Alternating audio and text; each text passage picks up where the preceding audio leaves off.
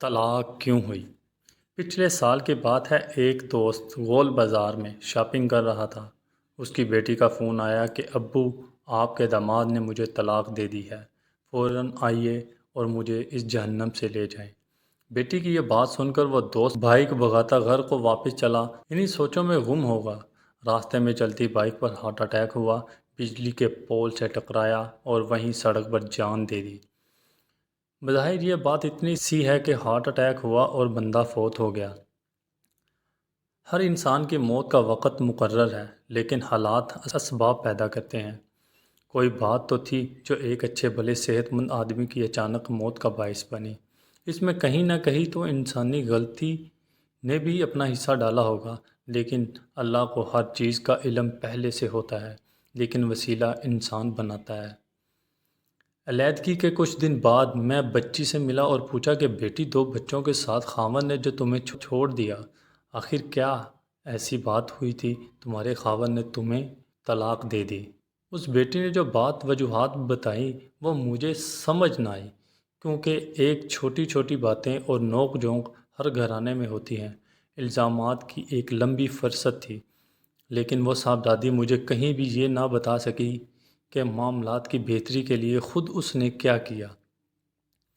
ایک بات میں نے بطور خاص نوٹ کی کہ محترمہ کے ہاتھ میں انتہائی مہنگا اور جدید فون تھا، جسے آئی فون کہتے ہیں، اور دوران گفتگو وہ فون پر چیٹنگ میں مصروف رہی۔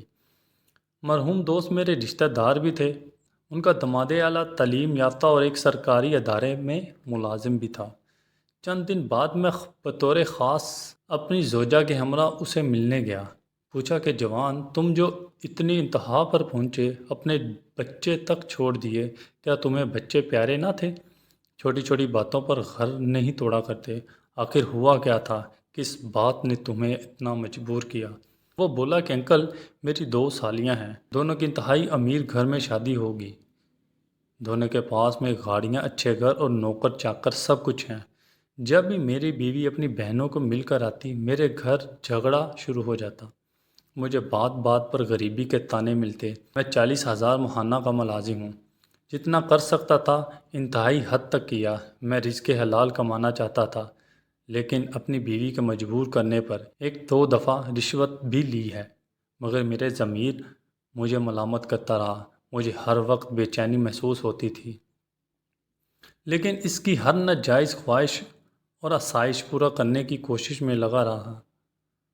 ہم دونوں کی طرف منہ کر کے بولا، آپ نے میری بیوی کا میکا تو دیکھا ہی ہوا ہوگا، کیا میں نے اس کے وہاں سے زیادہ آسائشات اور آرام میں نہیں رکھا تھا؟ یہاں تک کہ اپنے ماں باپ کا گھر چھوڑا اور الگ میں رہنے لگا۔ سارا دن وہ فون پر باتیں کرتی اور کھانا مجھے باہر بازار سے دوستوں سے ادھار لے کر منگوا کر کھانا پڑتا، جس سے دن بدن میرے سر پر قرضہ بڑھتا جا رہا تھا، اور قرضہ واپس نہ ادا کرنے پر میرے دوست میرا مذاق بنا کر مجھے تنگ کرتے۔ شاید میں نے کسی اونچے گھرانے میں شادی کی ہے۔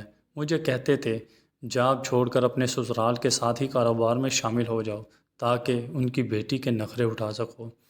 لیکن اب دن بدن اس کی باتیں اور حرکتیں برداشت سے باہر ہوتی جا رہی تھی۔ اس نے مزید کہا، مجھے اپنی بیوی سے بہت پیار تھا، میرے پاس آج بھی 3,000 والا موبائل ہے، بیگم کو میں نے 1,00,000 روپے والا آئی فون لے کر دیا ہے، پھر کار کا مطالبہ ہوا، بینک لون سے کار لے کر دی، خود میں بائک پر گھومتا تھا اور وہ گاڑی پر۔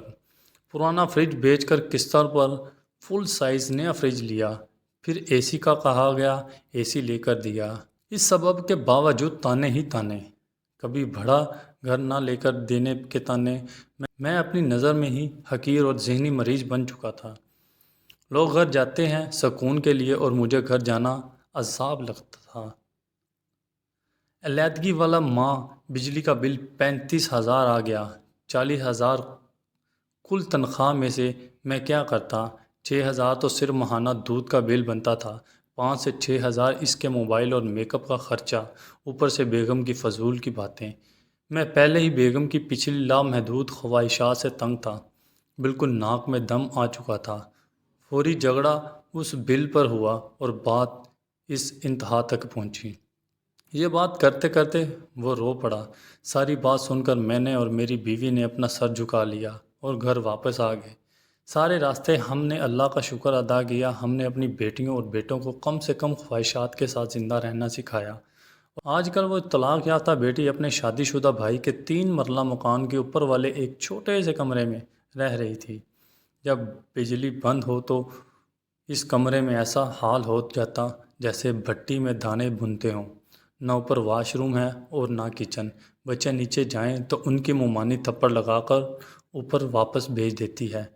گوری چٹی اور سرخ سفید 26 سالہ لڑکی صرف 1 سال میں 50 سال کی اماں نظر آتی تھی۔ سنا ہے کسی پرائیویٹ اسکول میں 9-10 ہزار کی نوکری بھی شروع کر دی ہے۔ بہت سی بہنیں اور بیٹیاں بہک جاتی ہیں۔ کہانی ہر گھر میں تھوڑی بہت اسی کہانی کے مطابق ہوتی ہے۔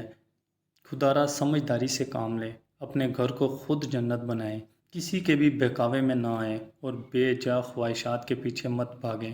یاد رکھیں بوجھ صرف ناجائز خواہشات کا ہوتا ہے۔ محبت اور پیار سے جیا جائے تو ایک وقت کی روٹی بھی کافی ہے۔ دنیا بھر کی دولت بھی آپ کے گھر میں موجود ہو لیکن سکون نہ ہو تو ایسی دولت کا کیا کرنا۔ رزق حلال میں جینا سیکھیں، برکت بھی ہوگی اور سکون بھی۔ اللہ تعالیٰ سب کو نیک ہدایت دے، آمین۔ دوستو بہت محنت سے آپ کے لیے یہ ویڈیو بنائی گئی ہے، پلیز سبسکرائب کرنا مت بھولیے گا تاکہ میری اگلی ویڈیو آپ تک پہنچ سکے۔